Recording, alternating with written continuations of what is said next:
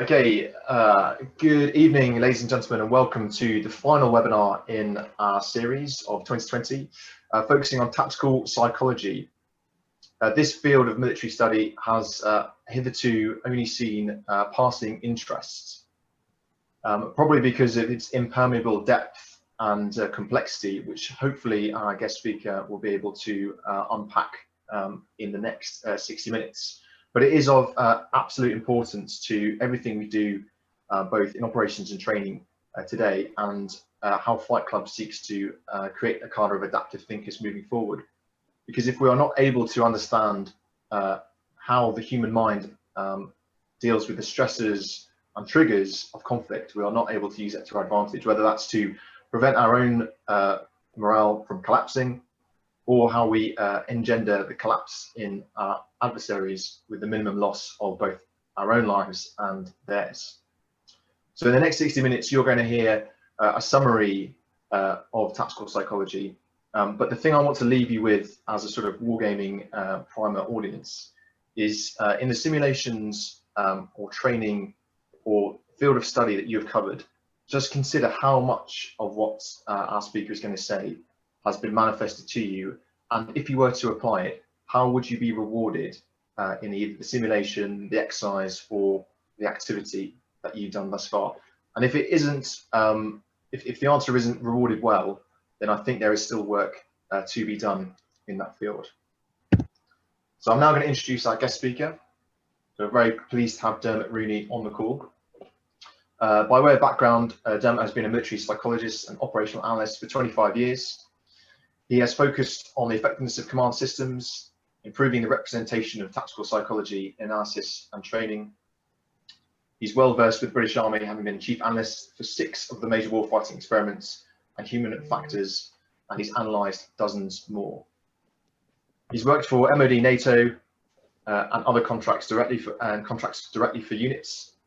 He's assessed the effectiveness of over 40 headquarters in collective training, so you must have seen the good, the bad, and the ugly.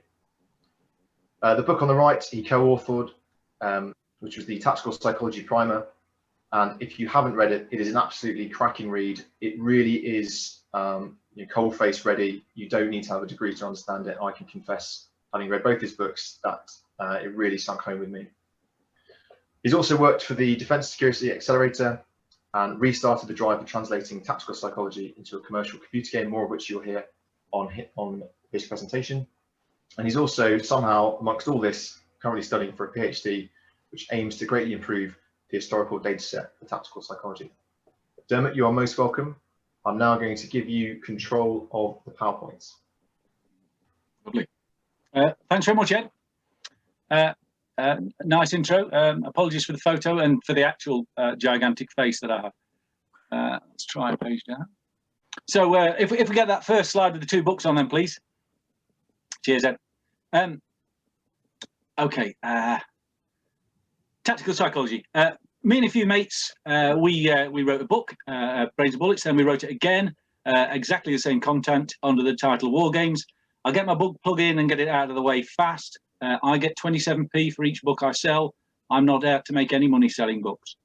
A better book is Battle Studies by Charles Ardon de Pic, written in 1870, and it's translated in French. There's a copy of that on the left. Next slide, please.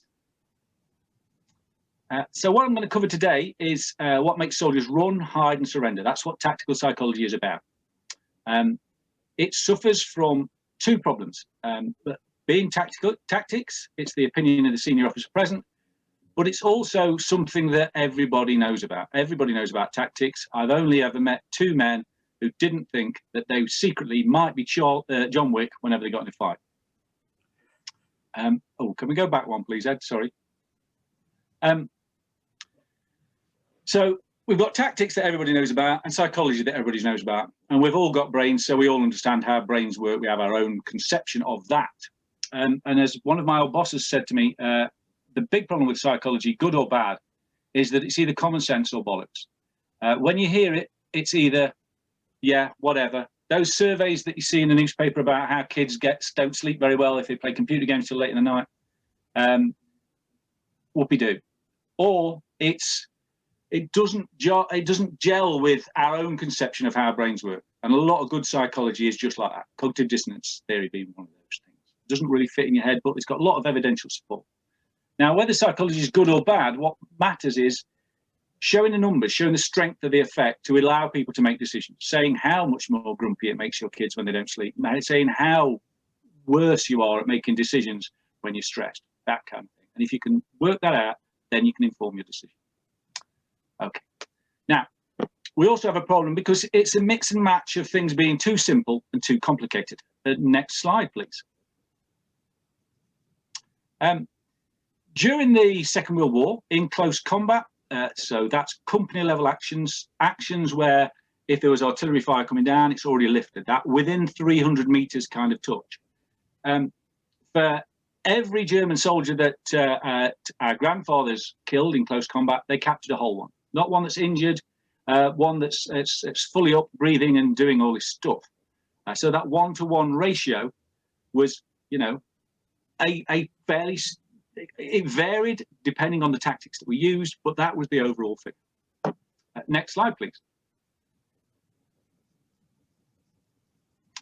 Jump forward to about 2010, and for every member of the Taliban that was killed in close combat, for everyone that was captured, about 20 had to be killed. Now, this is a bit of a dodgy number because it depends on a mate who lent me some figures from a shed in Kandahar, but I can't find a better one. Obviously, there's something going on differently. We know, you know, we've seen the news recently, there's a contributory factor by, you know, people who might be wanting to surrender getting killed, but there's also a difference in tactics. Next slide, please. Okay, so when I first started this, I joined a project called Human Factors in Operation Analysis back in 1995. We did what pretty much everybody does every time they look at what is the human factor in combat. And we listed all the possible factors. This isn't the real list because that's still classified, but we found about 80 factors and we put them all into a bag. We wrote them down and classified them and did the world's biggest wiring diagram with arrows going from one to the other. However, when it came down to it, it was far too complicated to make sense. You couldn't hold it in your head. You couldn't make a conception of it. And you certainly couldn't put it into an operation analysis tool or a war game. Some of the war games that we were working with had only 5 data points in to represent a division of 18,000 men. So human factors don't really slide in there very easily. So then we went to lower level games, and what they said was, well, we've got human factors, we've got suppression. Next slide, please. So you can have that really complicated human factors guy, and we had a good big body of guys. We had physiologists, we had neurologists, we had all sorts of psychologists, we got some soldiers, and we put us all in a room and we came up with this figure. But you get a very similar list if you put, you know, 5 or 6 20-year-olds who'd been in the army cadets together. So this overly complicated thing then bumped into the other end of, well, we've got human factors, we've got suppression. And suppression at that time was a figure, a degradation in combat effectiveness, which depended on the number of artillery rounds that fell on a position in the previous day, or a degradation following a bullet passing near the soldier. It used to be written in doctrine that in order to suppress, you need to get 1 round within 1 meter every 5 seconds. If you think about that, if you do that, that 1 meter comes from the middle of the center of mass, your visible center of mass. Draw a bubble around yourself, about 1 meter wide. I'm having to do it less than 1 meter wide because my screen here. That means a bullet randomly falling into that space has got about a 1 in 5, 1 in 10 chance of hitting you. And that's really, really brave. You know, in order to be suppressed, you have to be slightly below Victoria Cross level heroism. Next slide, please.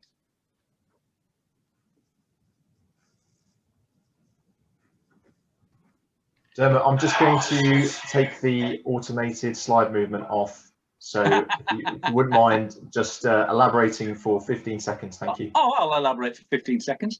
So curiously, the figure that was in doctrine, 1 round within 1 meter every 5 seconds in order to suppress, came from a computer simulation, CALM, a close action environment. Some of you might have worked with it. And And that model was based on an earlier model produced by the US CDEC. I can't remember what CDEC stood for, but it was definitely Experimentation Command at the end. And they made that model as a kind of a bit of a fudge, because they'd run some field trials where soldiers held up figure 11 targets over the parapet of essentially in the butts in a firing range, while other people shot at them. They pretended to track a target in the distance, and every time that their target, as it was tracking through a little periscope, every time that they flinched or dropped their target, it counted as being suppressed. So the data was based on nobody having any chance of getting killed. There was no real threat there. And as far as we can see, by talking to a couple of the guys who were involved in the trial, the guys treated it as a game. So they took that game, that trial with, you know, it was a good effort, but it had a lot of constraints, I should say, that trial. We've extrapolated that to one computer simulation, and then extrapolated that to another computer simulation, and then taken the figures spat out by that computer simulation and incorporated it into doctrine. That's not ideal. But anyway, that's my digression into suppression. Hope we're okay now. The guy here, you can see, is Lionel Wigram. He helped reinvent the section and platoon battle drills in the early 1940s.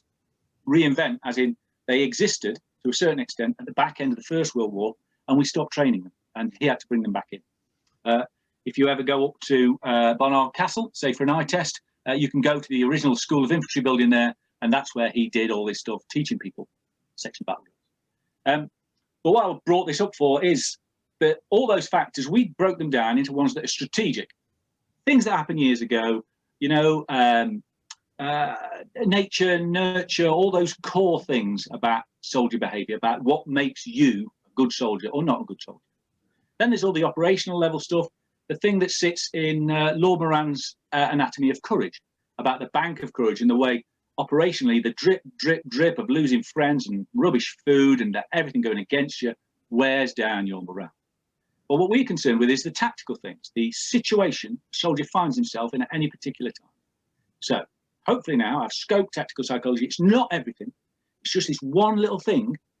Well, it's one selection of things that soldiers can do to make the enemy run, hide, surrender. Next slide, please. Here's a bunch of books. They're all about operational level psychology, or they're all about strategic level psychology. There aren't many books about tactical psychology, just those three that I showed you before, and one of them is the same book written twice. Next slide, please. So Wigram, the guy I just showed you, he taught section battle drills, and he found out there was something wrong with him. He decided to go out to Sicily and fight. He led sections, platoons, companies, and he even led battalion attacks in order to try and find out what was going wrong with the drills. And he said, well, it's because everybody's not as brave as we think they are on training.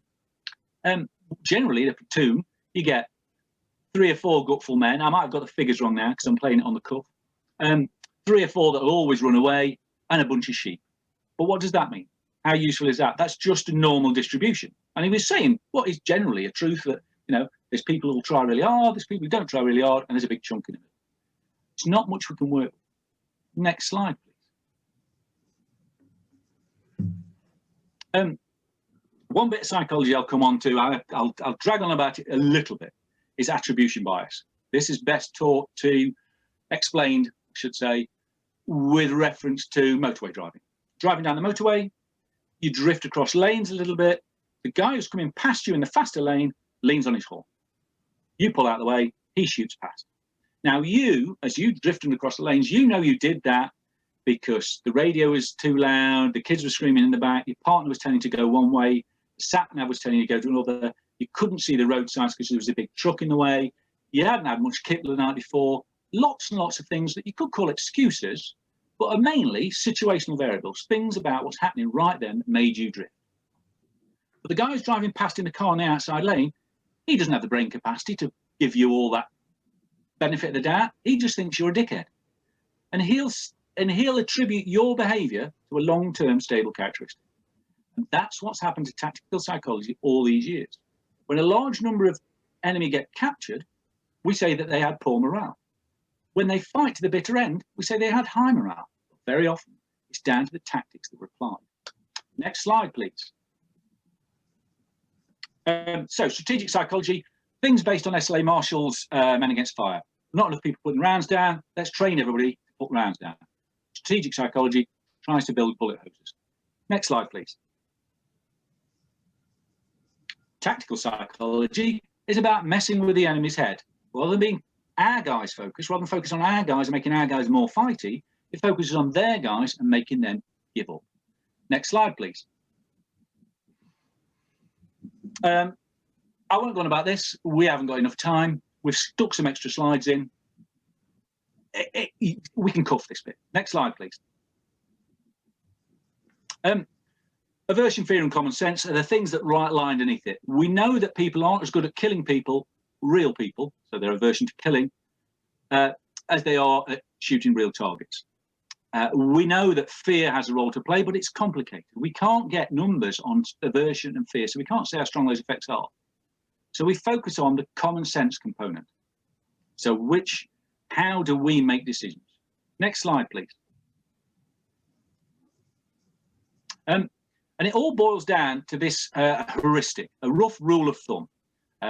SLA Marshall, Man Against Fire, called it the is it worth it calculation.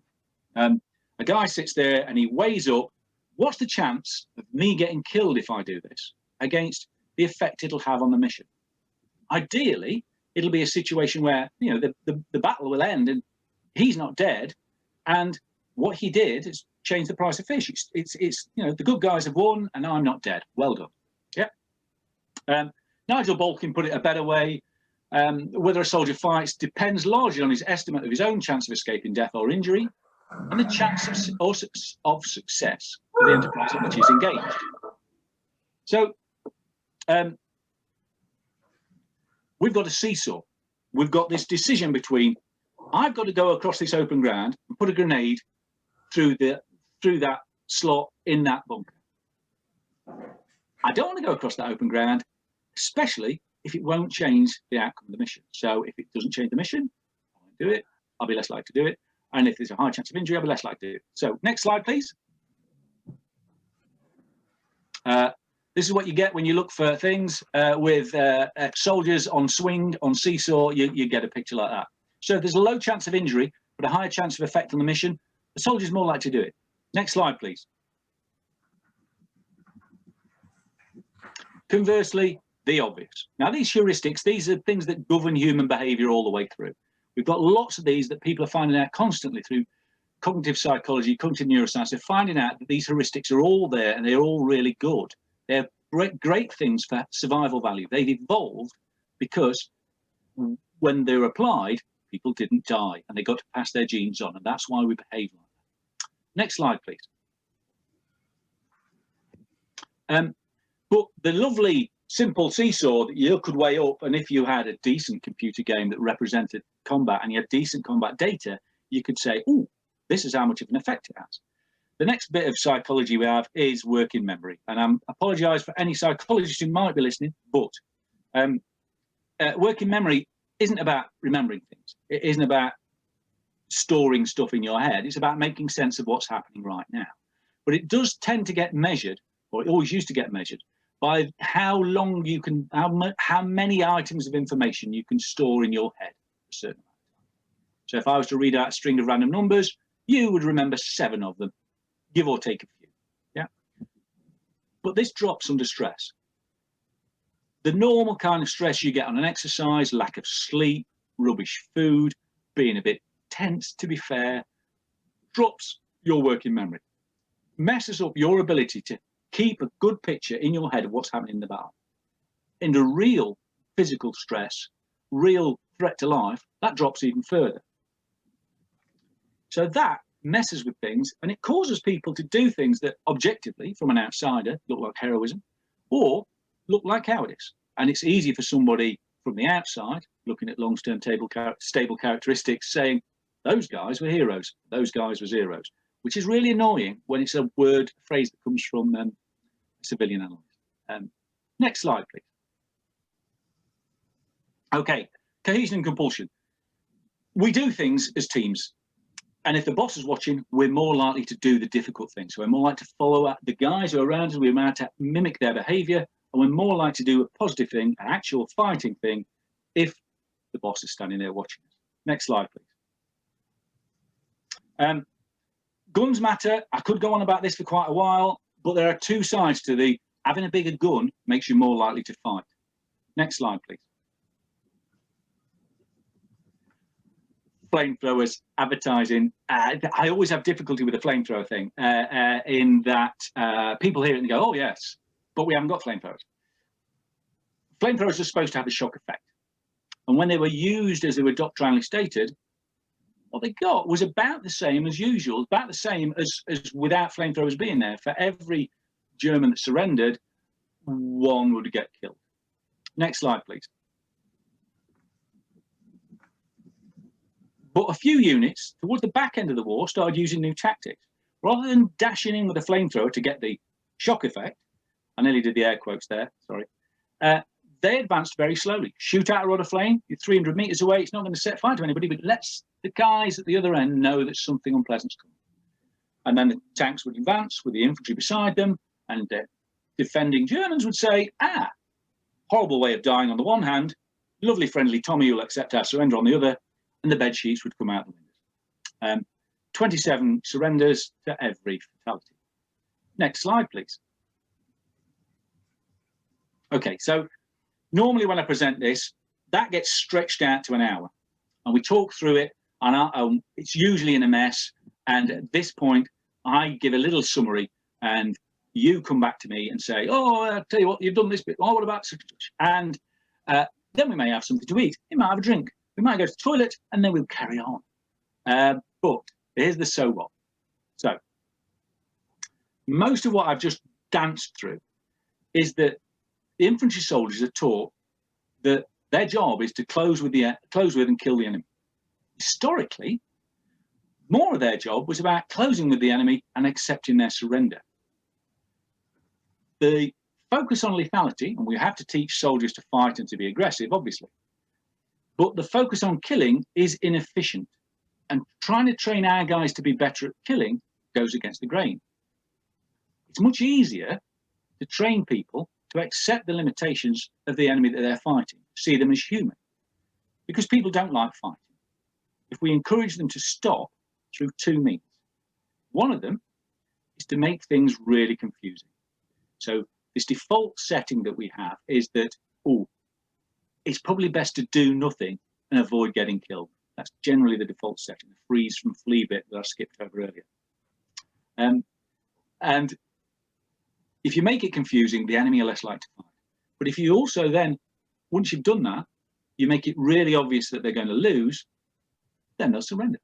And that's what I'd like to go on to next. Next slide, please.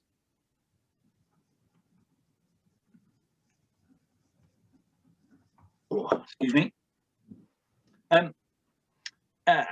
In the books, this is called combined arms, but we found that soldiers, especially if you talk to colonels, they have a preconception that combined arms is big hands, small map kind of thing. You know, it's about, we're going to get a tank squadron here, we're going to get, you know, an infantry battalion there, we're going to be getting brigades of this, we even might bring some air in, and it's, you know, the big scale.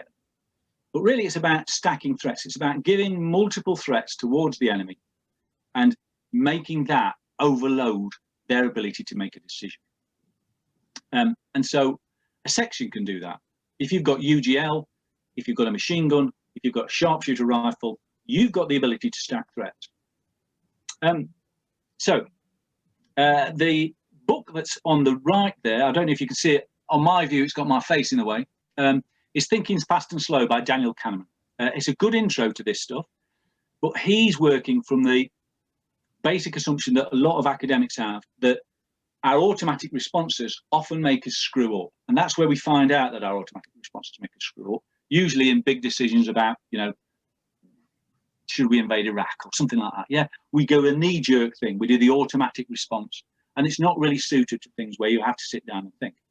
But that knee-jerk response, they are those heuristics that have developed in order to help us survive in threatening situations like this. So they still work. Dan's book is over the top of the Bren gunner at the far right of the field there. And he is, excuse me a second.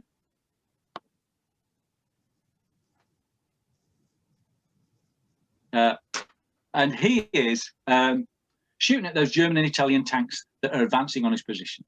This is the Battle of Outpost Snipe by Terence Caneo. Lovely battle, 1st Battalion King's Royal Rifle Corps, I believe.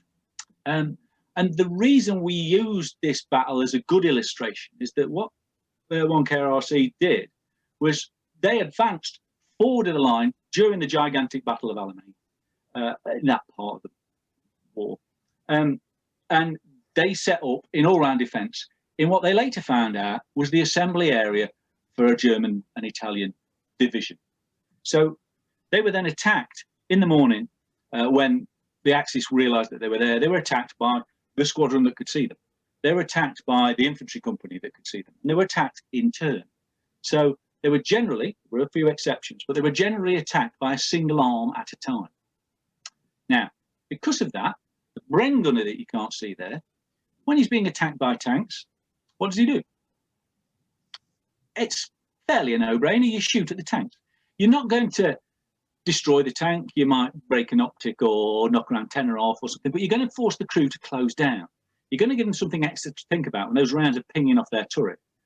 You're going to make it easier for your mates on that 6-pounder anti-tank gun there to take out that tank. And that's what was taught. You're attacked by tanks, shoot the tank, just to give them something to do. If you're attacked by infantry, a real no-brainer, you shoot at the infantry.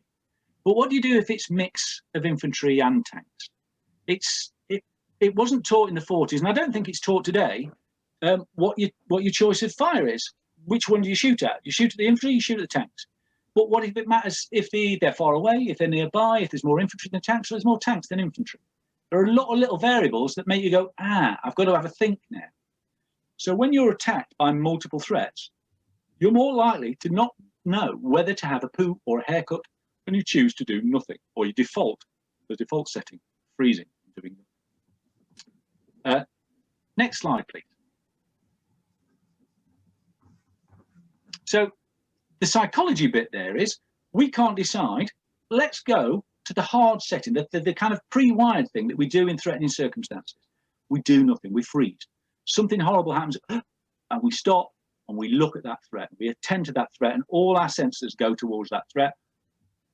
But if we haven't died, if the bear or the lion or the rock slide or whatever hasn't got us, then staying exactly where we are and staying quiet is probably a good move. So we stick with that. And that's kind of hardwired in there. Here's the figures that we've got. And this balances out the force ratios on the two sides.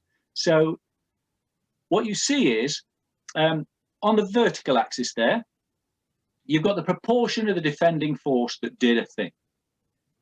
In the white area, that represents when the attackers lose.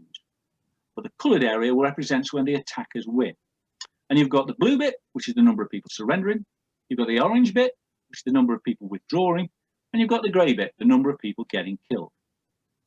And when the coordination of arms, when the infantry, and the armour, and the artillery all went in at about the same time, barrage lifts, infantry on the job. Infantry advance with close support tanks, not just being fired on from a distance. When those things go together, the biggest effect is you get a lot more people surrendering. That gels with the psychology side that says if you're in a complex situation and a threatening situation, you do nothing. Now, it's also not helped, the psychology side's not helped too much by the grey bit getting bigger. There's a lot more people getting killed. Coordination of arms leads to more people getting killed, but also quite a lot of people who are exhibiting a passive reaction to the threat that they're under, they end up getting killed anyway, because quite often it's too late, pal, and somebody who may well have surrendered ends up getting stabbed or shot. Next slide, please. Now, flanking works the other way. So the first one, by giving mixed threats, that seesaw we talked about earlier, it's about putting grit in the fulcrum there. It's about making it difficult to work out what's going on, and so you default to doing nothing. Whereas flanking seems to work more the other way. It's such an obvious situation, such an obvious cue that the battle isn't going your way, that it tilts it. I am more likely to get killed, and we're less likely to win. If you look over to your left where 3 platoons are supposed to be and 3 platoon aren't there, and the enemy are there, it's a big clue that things aren't going your way. So the best bit of history we've got to illustrate this is the 11th, 12th of June, 1982. Simultaneous battles at at Mount Longdon and at Mount Harriet. And 3 para were attacking Mount Longdon and were forced generally into a frontal assault. They did a frontal assault. They lost 18 guys, they killed about 40, they captured about 40.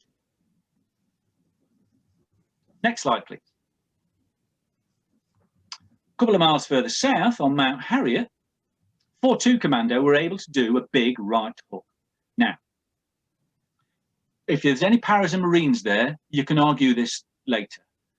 But generally, the training the paras and marines received was about the same. They're about the same level of eliteness and aggressiveness. They had roughly the same all that, and they attacked roughly the same targets. There were new differences. There were certainly differences, but the big difference was the number, was that big right hook that 4-2 Commando were able to do. They lost 2 of their own guys. They killed about 20 and they captured 300. Massive order, an order of magnitude kind of thing difference. It's really a big difference. And we find that, next slide, please. We find that with historical data too. So if we look at enough battles, we see a fairly consistent trend. The first time we ever looked at flanking 20-something years ago, we couldn't find a frontal attack that won, which made it a little bit annoying. You couldn't really do good stats and you just lost.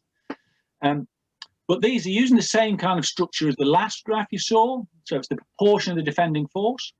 If they get a frontal attack, you've got a large white area there. That's because you lose a lot. The attackers lose a lot.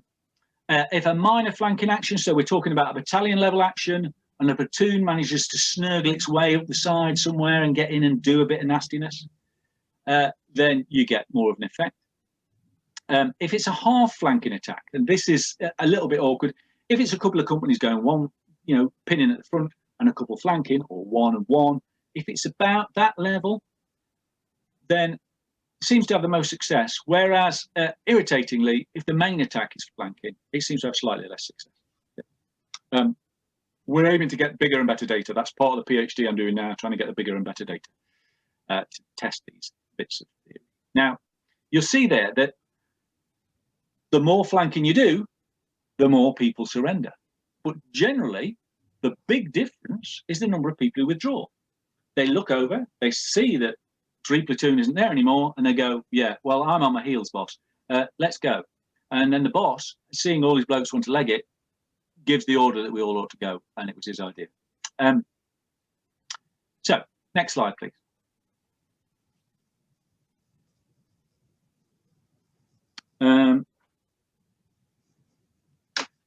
Proximity is the real bugbear. It's difficult because it's difficult for 2 reasons. One of them is a purely academic reason, in that we've likened it to dark matter before. Proximity is how close you get to the enemy.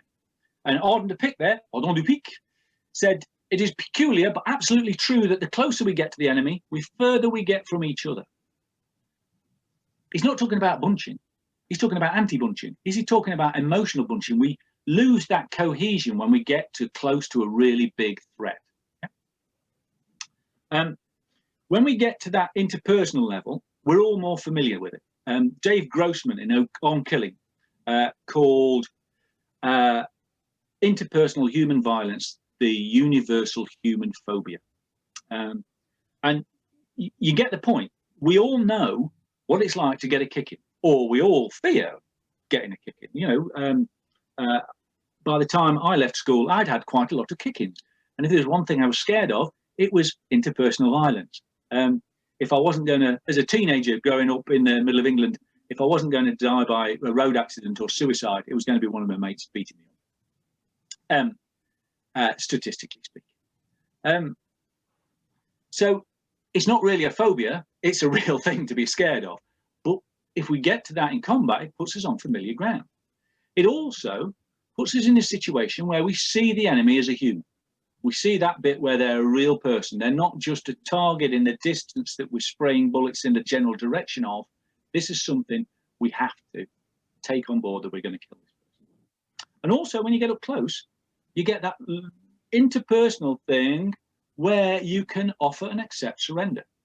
So things start to fray when you get close. And it's been likened to, we likened it to dark matter because it's really important, just we don't quite understand it yet. But we've got some numbers that point in the right direction. Next slide, please.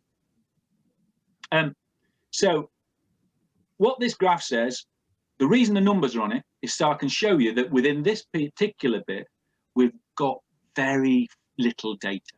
Mostly, we're dealing with battalion war diaries, that kind of stuff, and they don't say what's been happening down at platoon level. It doesn't give you the level of granularity to be able to say, did they get close and then surrender, or did they surrender and then we got close? So it's all a little bit running a bit thin on the numbers side there. But generally, if you don't close up with the enemy, you don't win. Next slide, please. The problem is, excuse me, that could be that tautology I already mentioned. Do we win because we get close, or do we get close because we win? The enemy are wanting to surrender, they're wanting to give up, that's how we get close. Arden de Pick, now his bit there, he said all European nations say that no other country's soldiers can stand a bayonet charge made by our guys. And he said that everyone was right to say that, because what in his conception happened was that two lines of blokes, all close order, all pretty much in a phalanx of sorts when they started, they get to this interpersonal distance, and what happens is they trade fire for a little bit, and then one side wavers and the other side bashes in. The decision is made before the assault, and the assault isn't what you see in the movies, you know, stab, stab, stab quite so much. It's more, everybody's legging it, some of them are getting shot and stabbed in the back. So we can't really work out that tautology. We need more data. That's one of the reasons I'm doing this PhD. Okay.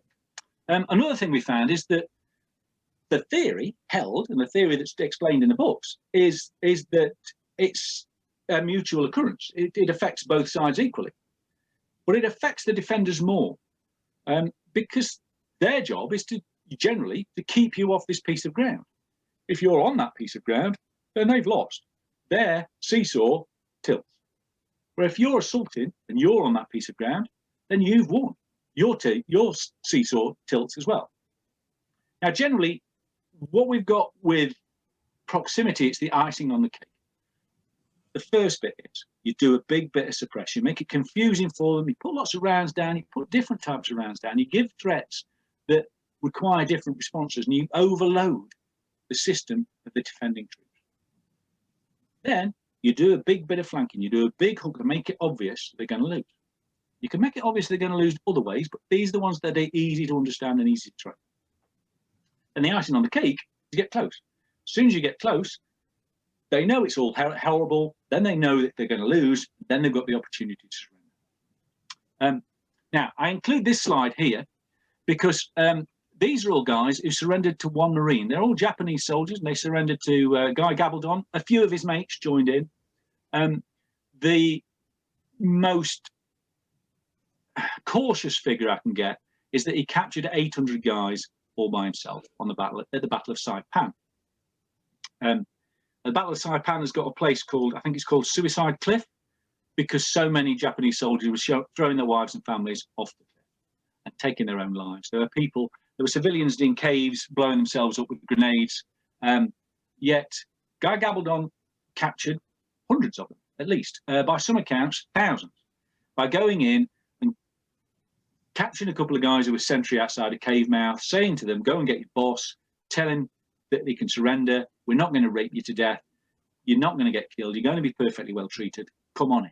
Because he spoke street Japanese. He knew what to do. He knew how to deal with their psychology. So they went, they told the boss came back, some more men come back, some more men come back, hey presto.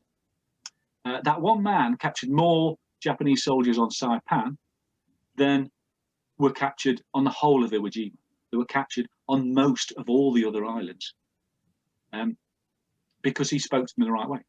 Later on in the war, this trick kind of got passed to loudspeaker teams who gave instructions as what to do to surrender and made it clear that we're authority figures, made it clear that they were going to be well treated, rather than doing the usual thing that loudspeaker teams have been doing and have done in other wars since, which is shout a version of come and have a go if you think you're hard enough, and then start insulting everybody's mind. Okay, next slide, please. So what, number 2? And this is where my skit usually ends. I normally elaborate for a lot more, so what you've got is you've got what would be an hour and 40 minutes worth of jibber jabber compressed into a little bit so we can get the next bit. So what number 2 is to mix threats. If you mix threats, you double the enemy surrender rate. If you outflank them, you treble the enemy withdrawal rate.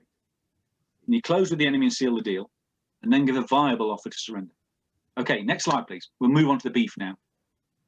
So the beef for you guys is gaming tactical psychology. I ran a project for DASA, gaming tactical psychology. We tested a lot of the stuff in Brains and Bullets using new data. We made a little Python model to give to computer game manufacturers to say, look, this is how it works. This is how it could work in your game. You press the button, you alter these things. You alter things like flanking, position of the commander, the size of the gun the soldier's got, all that kind of thing. You could tweak them, and this is how it will affect behavior. Originally, we did this work, the top left screen there, we did this work originally 25 years ago to put it into ModSAF, the thing that controls the computer-generated forces in CAT, the Combined Arms Tactical Trainer. And now it's called OneSAF. We made a variant of it, ShockSAF, so that the enemy that you fought against there would respond to these kinds of threats. Top right there, you've got Burden of Command, a lovely game by a guy called Luke at Green Tree, which is, you know, its combat model is based on what's in Brains and Bullets. Bottom left, close combat. You might remember that from back in the late 90s. I've played more of this than makes any sense. It is one of the best psychology models in there. So we had our eye on doing that all the way back in 1995, because all the other computer games that, you know, soldiers were allowed to play with didn't do this kind of thing. But even though it's the best, on average, the losing side in close combat, only 3% of them surrender. What we're looking to do, maybe, and we're going to talk a few people more about it, is putting it into combat mission. Because we know you guys play it. If you guys can play it, we'll get some good feedback for it, and we're having a look to see if that happens. Next slide, please. So how does this matter to your training? Hopefully you can see the little table on the right there. I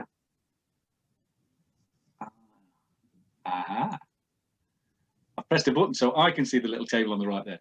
Now, imagine a simple firefight. 2 squads of 10 men facing each other off. Yeah. Tactical psychology has no effect there. Yeah. 10 guys, if 10 of them are going to fight, 10 of them are going to fight anyway. It doesn't change the price of fish a great deal. Next slide, please. Drop in a mortar, even a little one. An attritional model, a standard model that you get in games is, oh, well, you've got the effect of that extra fire. You get an extra oomph. But it doesn't degrade the enemy at all. Whereas with threat stacking, that combined arms thing, what you're getting is a degradation. So you're chipping away that little bit more for having the tactical psychology. Next slide, please. And then if another squad or section comes up to attack from a flank, you get a really big difference. Now we're talking about, you know, tactical psychology is making up half of the difference in the outcome of the battle. Next slide, please. Then put the proximity on the top of that. When they're assaulting, in we go. Now, in the old school model, you've got an advantage. You're about 2 to 1. Yeah, it does just combat power without tactical psychology. If we include tactical psychology, we're getting fighting power. Rather than 2 to 1, it's 11 to 1. Next slide, please. I think that's me done. I hope we're going to do some questions now, and hopefully the tech will still work and my brain will be able to keep up. Dermot, thanks very much.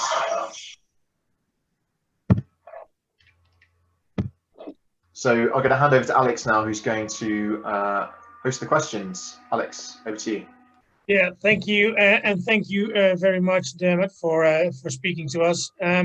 Yeah, we have a few questions already in the Slido, and I would like to ask all the participants still here to actually use Slido and get your questions in. So I think I'll start just with the top one, and that's from Vishali Odera. I'm trying to pronounce it as good as possible, so apologies if I didn't. But are there any situations where the threat stacking can be ineffective? Can manipulation or controlling purely psychology factors tip the balance in these situations? Yeah, there are chances to manipulate psychology more directly without using bullets to affect people's brains. But usually this is combat, so that is your only means of doing it. Threat stacking is difficult to do.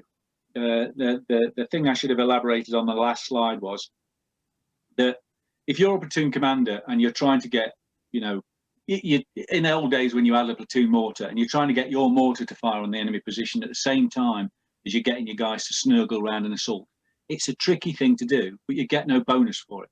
There is a bonus there. I can't see any reason why threat stacking wouldn't be effective. It's just difficult to do. I think that's it. Okay, thanks.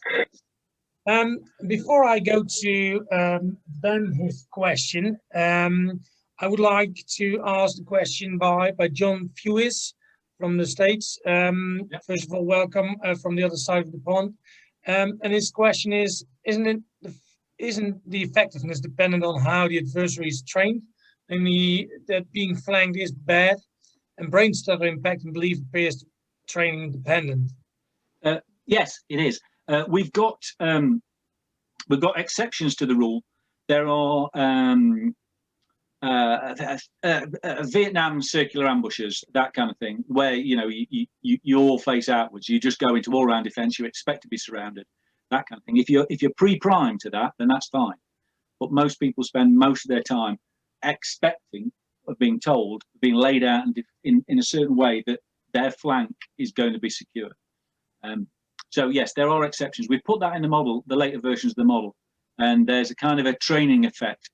But even so, in a normal combat situation, not one where you're deliberately there to accept it, you're not doing a Dien Bien Phu kind of thing, being flanked is a bad thing.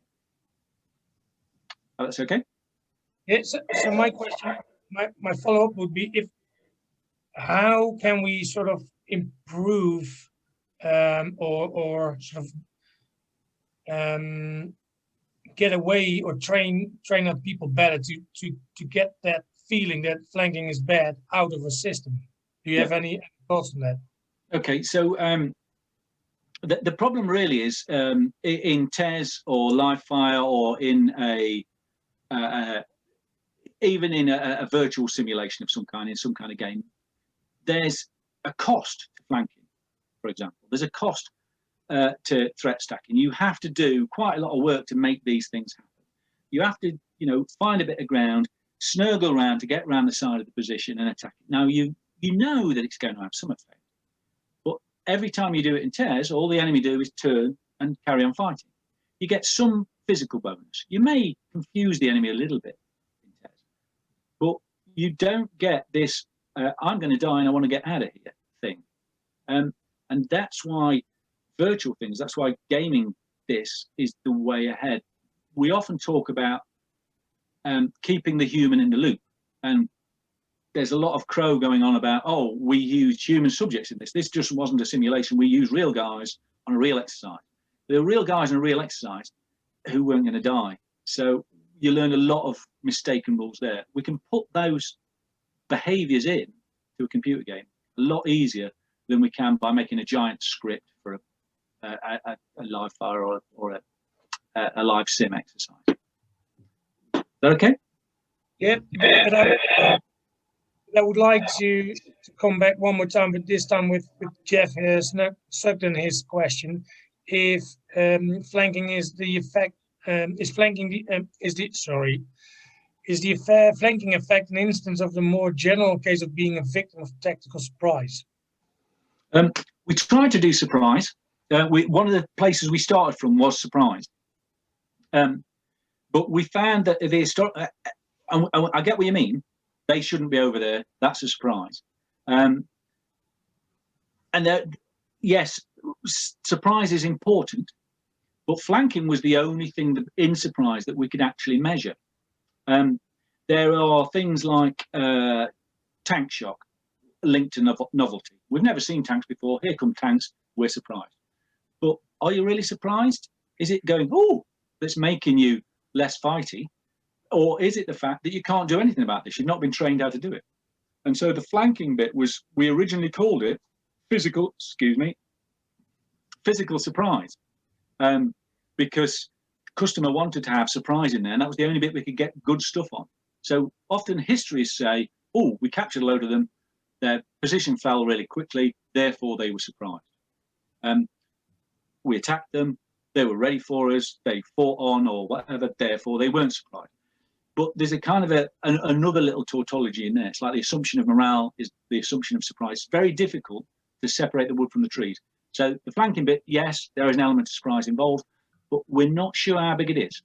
And we can put the flanking into a model or flanking into a game, and it's very difficult to put surprise in there when there's so little data on it. Next slide. Oh, sorry, next slide. Anyway, is that okay? Sorry.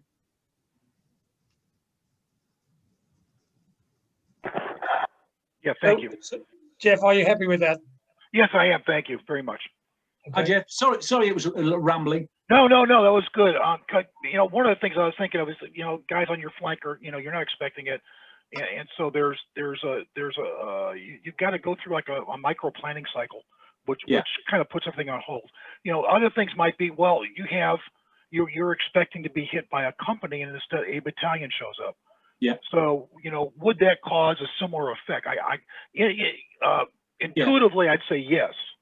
So the way I describe it in these little goes is that flanking is more of a big cue that things aren't going our way. It tilts the seesaw using that obviousness. Whereas threat stacking is more about being confusing, making it confusing so you default to the passive response. When in fact, all of them, because battle's messy, all of them involve both. And they probably involve other things that we don't know, but this is the layer of psychology that fits best with the historical data and makes it easy to say. So there's a lot of things going on at once, is what I should say. So you're right, yeah. All right, I've got one on threat stacking. Let me go put that in Slido. Sorry, say again, Jeff? I said I got another question, but it's about threat stacking. Let me go post it in Slido. Okay. Just go ahead. You have the mic anyway.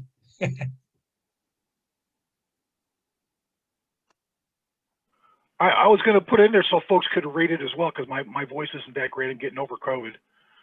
Okay, then I'll go to Simon first, and I'll come back to you when your question is in. Is that okay? Yeah, it's good for me. Cool.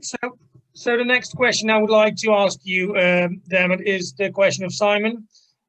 He's not sure if you explicitly mention holding initiative as a key to achieving both a physical, psychological, and technical upper hand. Have you studied this question? No, not at all. We came from a thing, old work. David Rowland did work on shock and surprise, and a lot of other people worked on it with him. But everybody remembers David Rowland. He was the god of geeks when I was a lad, and he did stuff on shock and surprise. And in one way, you could see his link between surprise and shock maintaining the initiative. Once you've got the people on the back foot, just keep pushing it. That was one element to it. So there is a little bit about, once you get the enemy dancing to your tune, you keep them there, and keep up pressure and keep up that is there, but we've never studied it specifically.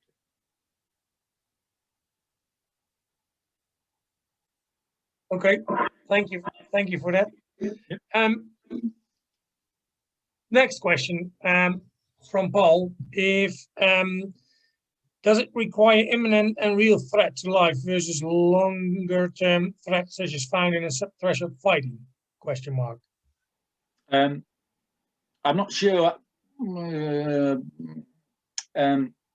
Okay, it doesn't have to be an imminent, immediate threat to life. It is, if it's an immediate threat, if it's right now, you make that decision. And I don't know if you can see me waving my hands in front of my face now because I've switched that bit off. But if it's right in your face, you make a decision there and then. Should I fight? Should I run, hide, surrender? What do I do? But what seems to have more of an effect is what's going to be happening in 10 minutes. So I normally do a big ramble about the phalanx and what a phalanx works. A phalanx fails usually at rank 6. Those first few ranks, if they suddenly turn around and run, they're going to die. Those next few ranks, well, they can't really run because there's somebody behind them. Those ones behind them, they think, well, if this mess carries on, in 10 minutes, I'm going to be at the front where all that fighting and dying is going on. So you know what? I'll start looking over my shoulder. So it seems to be that level, what we're doing is we're projecting a little bit in advance. We're doing the proper bit of situational awareness. We're projecting ahead. And we're going, that looks unpleasant. Let's not go there. Is that okay? I guess where I was coming from was thinking about the longer term impact of psychology on populations that aren't on the very front line. And applying most of the same principles that you've been talking about in that tactical demoralization, but looking at a wider effect. Some of the principles work, but not too well. Okay. There's a lot of stuff in info ops and influence and blah blah blah blah, which is a bit like this. Before we called it tactical psychology, we dabbled with it being close tactical psyops. Where the PSYOPs campaign is, we're going to make, the whole of country X want to give up, but that never works, does it? And what we found is that it's the infantry soldier, usually the infantry soldier, who seals the deal. He's like the sales force. So there's the big advertising campaign that expects to have some wonderful effect on a population. Generally, it didn't work in the Second World War. It didn't really work in the First World War, though we pretended it did. And what happens is, and it didn't work in a lot of other places. But when the push comes to shove, if you've got the bloke there, he'll say, "Look, mate, you heard all that noise before. Now you're in a threatening situation, and you've got the option of getting out." That's when the deal gets sealed. It's very easy to drip, drip, boiling frog, carry on fighting, as it happened in Germany in the Second World War. If you're not under an immediate threat to life. I think that's it, or almost immediate threat to life, I should say. Okay, thanks for the answer. So the next question coming up from John Briggs, it is about cultural and organizational factors. Do these factors shape attitudes to risk and the reactions that the situation discussed cause? Question mark. Yes, they do, but not as much as you might think. This is another example of us looking at things from the outside, our kind of attribution bias. We see it as a long-term stable thing. So different nations have different abilities, combat abilities. Some fight more than others. And if you look at a long historical trend, you will see that there's a different average. We could get country A up here and country B down here. And a lot of work's gone on that. Trevor Dupuy, a lot of David Rowland's work as well.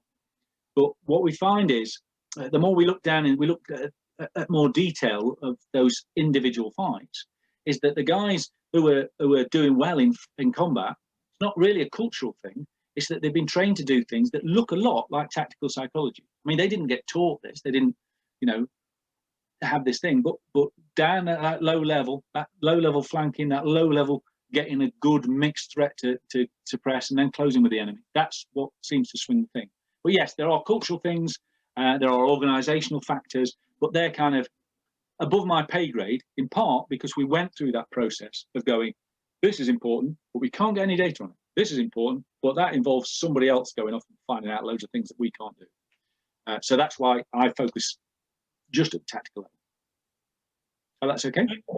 Yeah, I would like to unmute John, but I can't find him on the chat, so probably he might have left. But thank you for the answer, and questions are still coming in, so happy for that. Keep them going. Samir's next question is: how do we fit all this in a digitized battlefield? Yeah, so back in the day when I did that original study, I also did mission command and digitization. The army was at the tail end of it in the 90s, the tail end of bringing in mission command. The British Army was bringing in mission command, and we were just jumping on the bandwagon of digitization.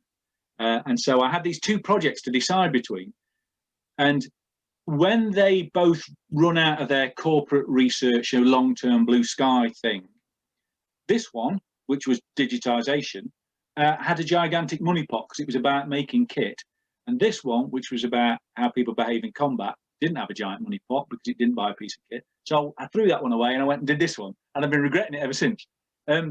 What we expected to do was mash the two together, because if digitization worked as advertised, you would be able to see, as a soldier, you'd be able to see where you are, where your mates are. You should be able to do these kind of complex team behaviors like a real team. Bang, bang, bang, bang, bang. Somebody doesn't have to be on the radio saying, okay, I think A company are here, B company are here, and the guns are here. Therefore, guns do this, A company do this, B company do that. You can all see where everybody is. You have a reasonable idea of where the enemy is. If it worked, it should be funky, and these things should just come naturally, much more naturally than is currently the situation. However,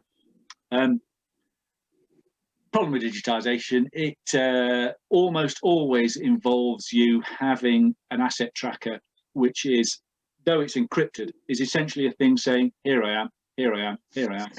It's the electronic version of using white light to signal your position to your mates. You can't not send it to the bad guys. They're going to pick it up. So that's the big problem for me. Lots of other little things, but it should fit in. Is that okay? For me, happy with that? Well, thank you very much. Okay. Thanks, Thank you. Thank you for calling in from your side of the world. Well, I mean, sorry, I unmuted him accidentally. Where are you, Samir? I'll give you the opportunity to respond. Sorry, I muted you. well, thank you very much. But actually, I was seeing it in light of the recent conflict in between Armenia and Azerbaijan. So that's why I think most of the time people did not see each other and kill them. Yeah. Yeah. I understand. So you mean? Sorry, sorry, Samir. I went off and rambled on my own hobby horse. Sorry about that. Email me. Ask me the question. Email. I'll come back with something more considered and lengthy. That would be fine. Thank you. Cheers. Thank you, Samir. Good. Next question from a friend from the Netherlands. Could you please elaborate a bit more on your PhD research, please? Oh, well. A bit. You're going to lose people big style now. Everybody's going to drop off, and I'm going to talk for 2 hours. I'm doing tactical psychology in Operation Veritable. Operation Veritable, if you're from the Netherlands, you'll know it was launched from sorry about ballsing up your language. Heuristic Heights. It all came from there, and it went into Germany. It was the first big thing into Germany. Supposed to last 3 days, lasted a month. There's 200 battles there. I'm using that because the operational level factors and the strategic level factors are easy to see. Previously, what we've done, we've used battles from all over. First World War, Second World War. There used to be a load of Falkland stuff, but we had to give it up. Bits from Korea, bits from here, bits, and you know, you can't keep those big factors, those strategic level and operational level factors stable to judge the tactical level very well. So we decided to pick one operation. Idiot boy decided to do a PhD. So now I'm learning how to be a historian, and it's a bit tricky. Anyway, so I hope that's enough. If anybody wants a really boring, long-winded chat about the largest named operation the British Army's been involved in the last century that most people haven't heard of, I'm your man.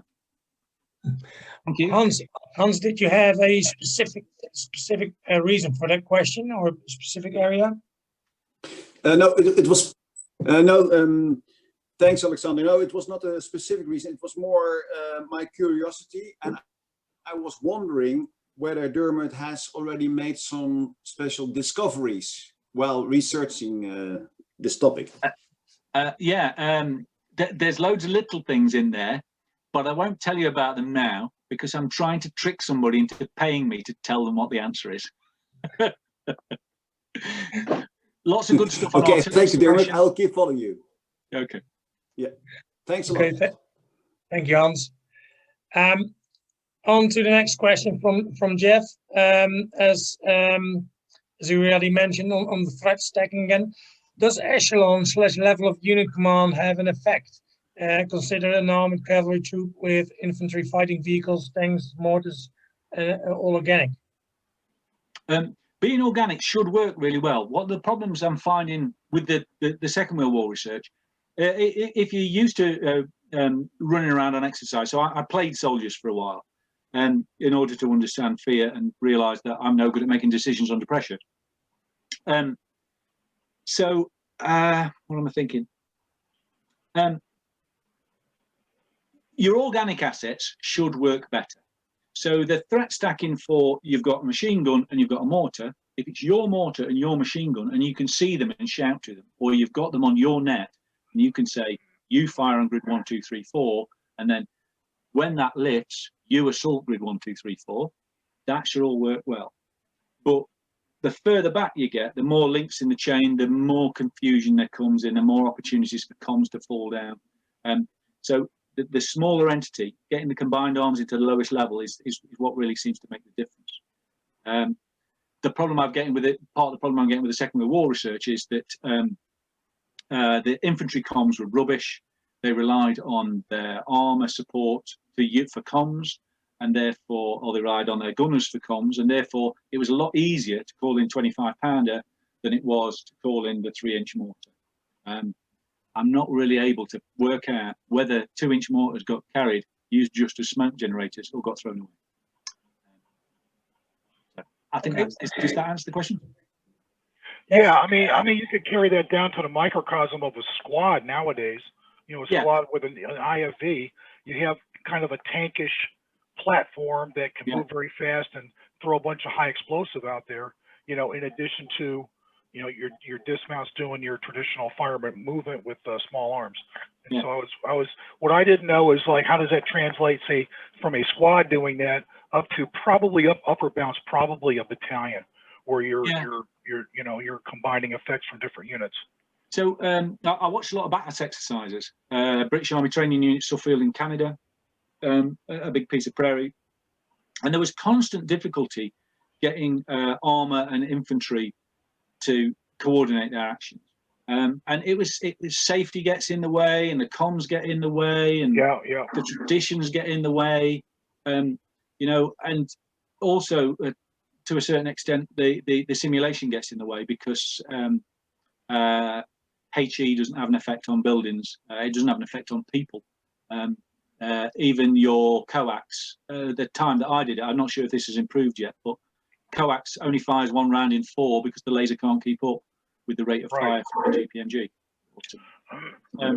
So you get a lot of problems there, and that masks what is the big problem? What is the real psychology stuff? Getting real data, good data from exercises is one of my meat and tooth edge. Sorry. Okay, thank you. Okay. And I think before I go to John's really interesting question about the clear objectives, I think the question from Vishali is now more or less answered as well, or do you want to go into a little bit more in depth on what's the most effective method of improving. So thank you for the into what's the most effective method to improve threat stacking, drilling a method of assault repeatedly, innovation in tactics. Yeah, so drill and innovation are the same thing. I know this sounds dumb, and I know it sounds dumb to go back to the Second World War again, but there was a competition between Lionel Wigram with his buddies, you know, a whole bunch of company and battalion commanders who wanted to do battle drills as a means of teaching initiative, and higher level commanders going, well, if we teach them a drill for doing an assault, they'll always do that drill and there'll be no initiative. And their analogy was that you train a football team to do set pieces. You have to learn how to kick a ball and pass a ball and head a ball and catch it and do all those things that whatever happens in football. I don't do a lot of football, look at the size of me. But you get, unless you've trained people in how to do a thing, you can't adapt from it. So if we drill these coordination tasks, then the ability to use your initiative to do it exists. So if you don't know how to call fire from mortars, if you don't know where they're likely to be looking next, you won't be able to get your poo in the right sock in order to do it coordinated with that. So drilling, yes, but drilling is a means of promoting initiative. Does that answer it, I think? Thank you, Dermot. That answered it completely. You nailed it in one. And also just a quick thanks to Alex for perfect pronunciation of my name every time. So yeah, great. Thanks. So I think we're almost there, but I really like to ask you the question from John in the context of a non-linear war or hybrid war. The Little Green Man has talked about a lot. What role does the absence of clear objectives impact the soldiers' commitment to personal risk? Well, then, if I would say that, and this is a wet finger one, okay? Hybrid war and Little Green Men, I'm always a little bit worried about, because it's not new. But lack of concrete objectives on a mission is a killer, and I think we all know that. If you don't know what port you're sailing to, no wind is any good.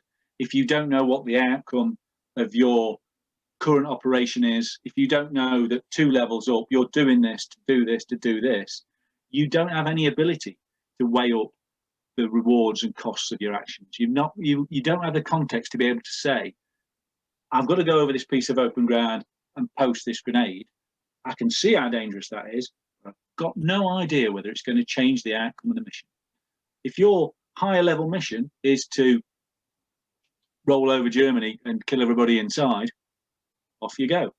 That's quite simple. People can keep that up, and we're going to do this until they surrender, or we're going to do this to get back that hill, or we're going to do this to do this thing. If you haven't got the higher level context, then everything else falls apart.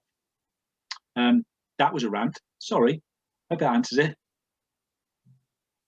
Yeah, I'll ask him. Where is he?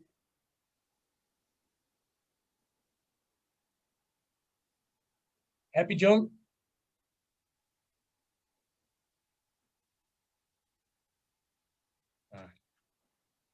Okay, let's go to the last question. We have 2 minutes left, and we need 1 minute to close it off and make some announcement, or at least repeat them.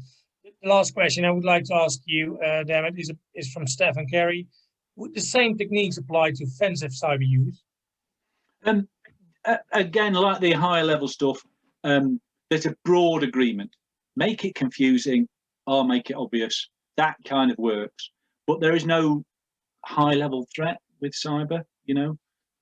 If your mum's going to kick you out your bedroom or whatever it is that hackers do, and again, you know, you can broadly it kind of fits, but because it lacks that you know, threat to life, then it's different.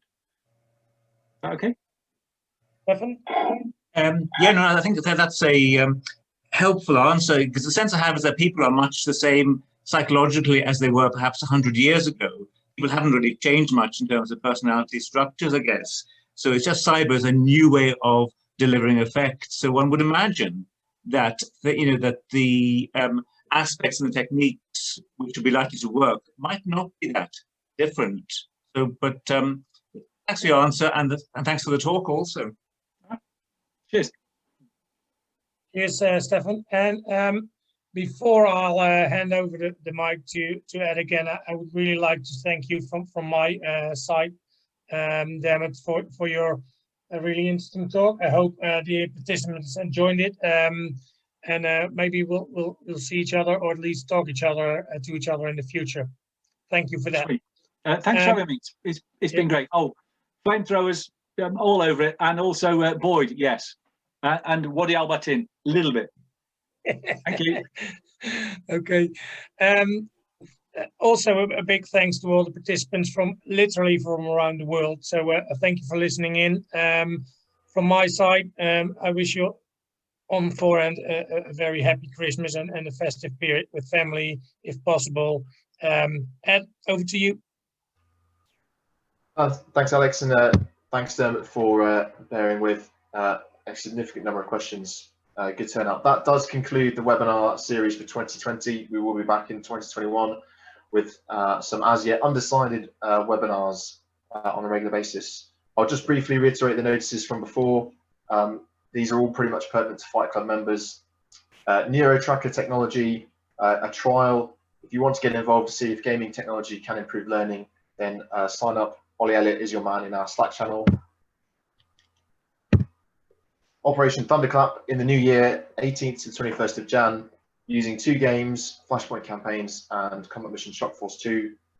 That's a physical event where you're going to be paired up in teams, playing a Blue Force with a certain amount of capability against a peer enemy, and then you're going to be enhanced by some future capabilities, and then you're going to go again and see what the difference is. Linked to that, Operation Waning Sun, a campaign of learning for Flashpoint Campaigns. 50 licenses, first come, first served. Register your interest in Slack and you'll get 3 bespoke missions for the UK battle group that we'll be using in Operation Thunderclap. Our first town hall will be January the 7th, 2021. If you're a member of Fight Club, please dial in. We've got 2 slots, 9 to 10 in the morning, and then 1700 to 1800 in the afternoon.